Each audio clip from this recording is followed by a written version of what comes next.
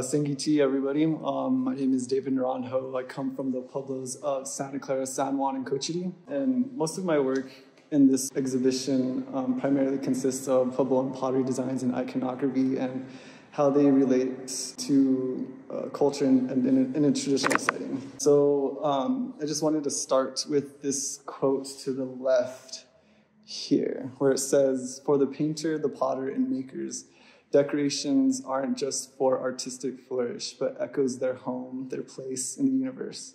It's in this space where the seen and unseen exist together." Well, that quote really resonated with me in my work because I really wanted to integrate and utilize some of these symbols and iconography to create, meaning, understanding that exudes from these symbols, motifs, and iconography, and how our belief systems are deeply rooted within not only the iconography, but even the center place as a whole can be reflected within the pottery. And you see Jacob's piece here on the left. So this bigger piece on the right is called Requiem. It is a nod to pay homage to the Puebloan artisans who continue to depict these symbols and iconography in pottery. And so my hope was to take these motifs and portray them onto other materials such as canvases, apparel, leggings, to really illustrate and portray that these designs aren't used for their artistic value, but in reality, very powerful. And so Requiem consists of stylized Puebloan pottery designs. And I wanted to create a semi-symmetry where you see that if you split the canvas in half, you'll see that there are two equal parts that kind of reflect and mirror each other. I did this intentionally because in our cultural belief systems, they talk about how the spirit world is a reflection of the physical world. And so to depict this kind of dual perception or concept, have two equal parts to symbolize reflection or dual perception. And so this is a little bit about this piece, is just Puebloan artisans who continue to carry on their traditional legacy through their artwork. And so the next piece I kind of want to talk about is the polyiptych piece called Invocation, consisting of 4 panel pieces aimed to address my own cultural background of what it means to be not just be Tewa Caris, but Spanish as well. Instead of focusing on the class of culture dynamics, I choose to harness and focus on the unique, complex nature of my own culture and heritage in order to bring the light, the beauty that I see in my Pueblo communities. But really, this piece is more so thought of as a visual prayer than art, because the painting or the panels themselves have names associated with, the 4 of the 6 cardinal directions, as well as the 4 mountains that define the Tewa world. And so this piece kind of encompasses all of those factors in order to create, visual prayer or sacred geometry. So that's kind of like how I wanted to portray this piece, is a visual prayer rather than art, because when we begin our prayers, we acknowledge the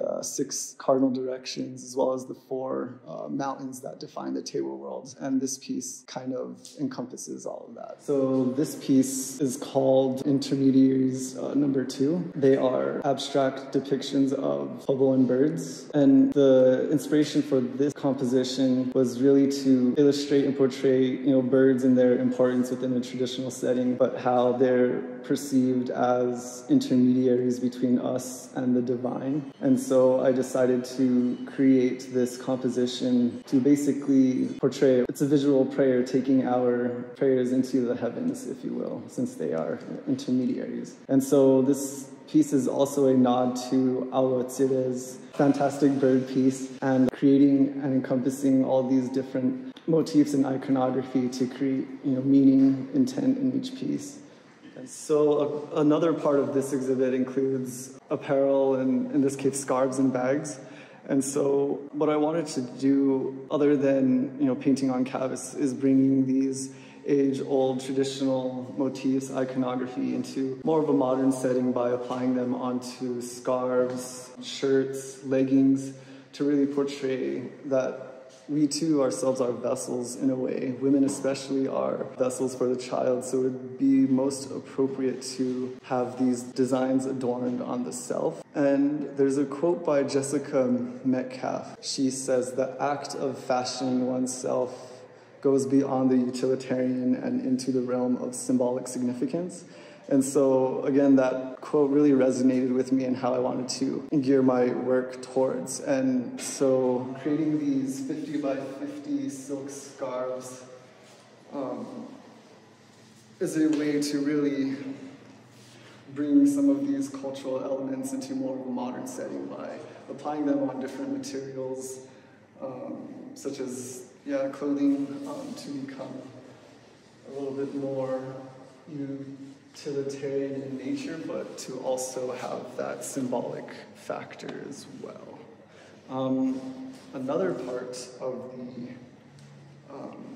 adding traditional cultural motifs onto different materials is bags.